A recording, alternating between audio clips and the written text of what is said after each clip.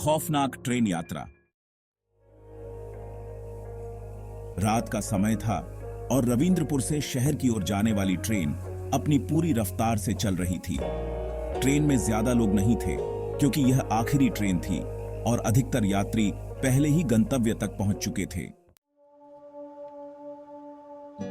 राजीव, जो एक युवा इंजीनियर था, एक महत्वपूर्ण काम से लौट रहा था।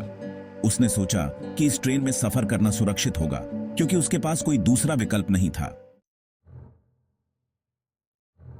ट्रेन के डिब्बे में चारों ओर सन्नाटा पसरा था। राजीव ने अपनी सीट पर बैठकर अखबार पढ़ना शुरू कर दिया। ट्रेन धीरे धीरे एक घने जंगल के बीच से गुजरने लगी।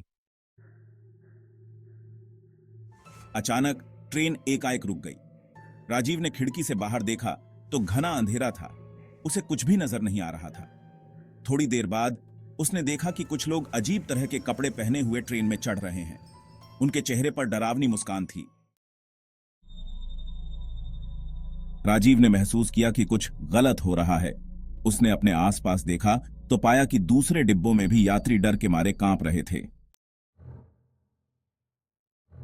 उसी समय ट्रेन के डिब्बे का दरवाजा खुला और एक व्यक्ति जिसने सफेद कपड़े पहन रखे थे और चेहरा खून से सना हुआ था, अंदर आया।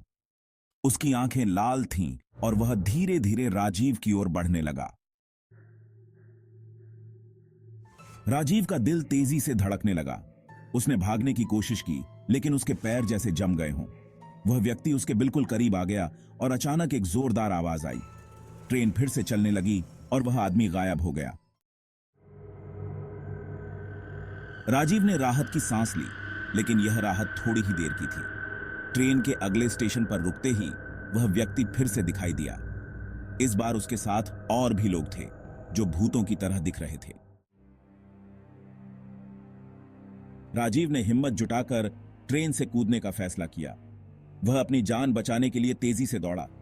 जब वह स्टेशन के बाहर पहुंचा तो उसने देखा कि वह अकेला नहीं था। वहां और भी यात्री थे जो ट्रेन से कूदकर भागे थे।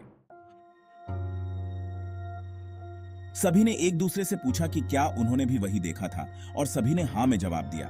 इस घटना के बाद राजीव ने कभी भी रात की ट्रेन में सफर नहीं किया। लोगों का कहना है कि वह ट्रेन एक प्रेतात्माओं का ठिकाना है और जो भी उसमें सफर करता है उसे डरावनी घटनाओं का सामना करना पड़ता है। आज भी उस ट्रेन का नाम सुनते ही लोगों के रोंगटे खड़े हो जाते हैं।